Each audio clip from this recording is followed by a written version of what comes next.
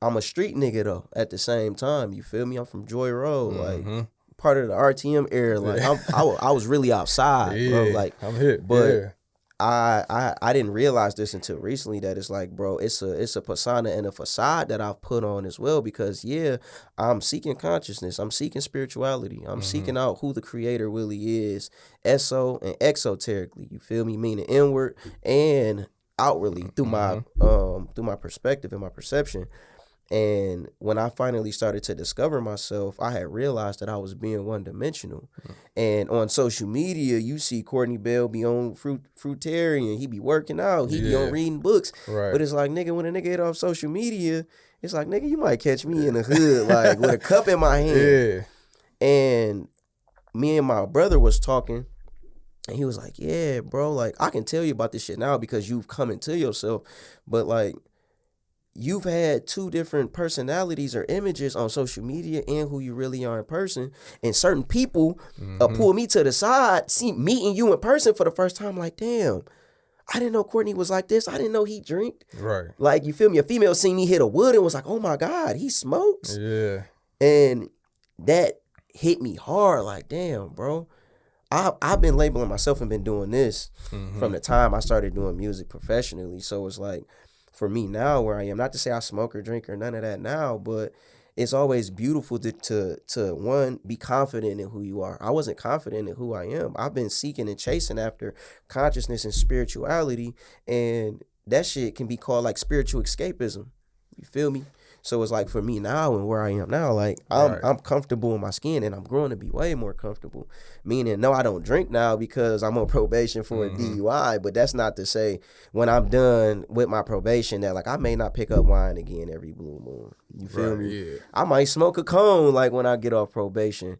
And the shit just taught me like, bro, remove the labels, just be who you are. Mm-hmm. Even like with the certain shit that I was rapping about, like people love me for that.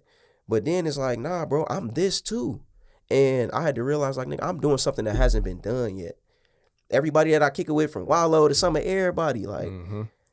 there's an aesthetic with consciousness, with being spiritual, with being woke, with being all of these different things. These niggas got turbans on, they rock crystals, like, they always burning sage, or like, you feel me, they on their diet, and Yeah.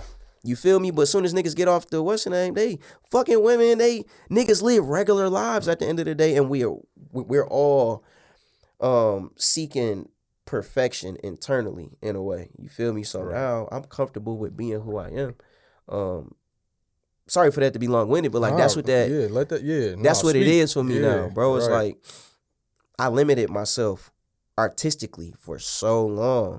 You feel me? I got so much music that's me really expressing myself, which is why it's taking so long for me to get back to the space of music at a real way. Cause like, bro, I'm not about to fake with this shit. Yeah. You feel me? Because the internet gonna expose you. The universe is gonna expose you if you're upholding an image that's not true to who you are. Mm-hmm. So it's like I'd rather be who I am now, and whoever fuck with it, and whoever don't.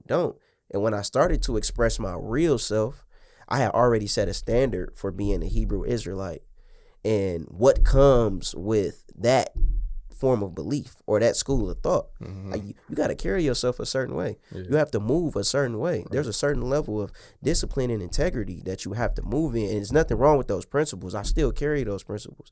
But everything else outside of that, I was drowning because I wasn't really being who Courtney is. You feel me? Off camera type shit. So that's what it is for me now.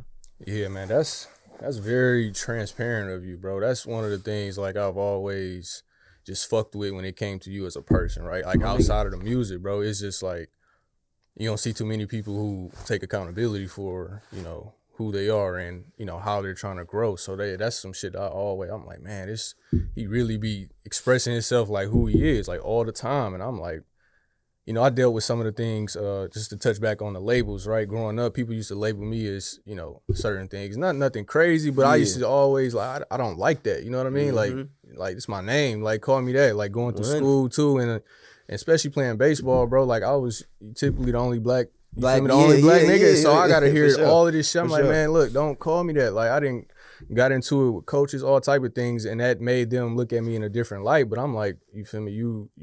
You're not respecting me at this point. You know what I mean? So that's kind of where that come from, bro. But definitely want to touch on your upbringing, man. Like I want to know, like, where did you say you've always, you've been God body No doubt. since a kid, right? No doubt. Where did it stem from though? Like you talk about, growing up in the city, and that's Detroit for y'all who don't know. Just tell us a little bit about, the upbringing and how you first, identified that, and how did it lead you to where you are now? Shit, man. I grew up on both sides of the city, right?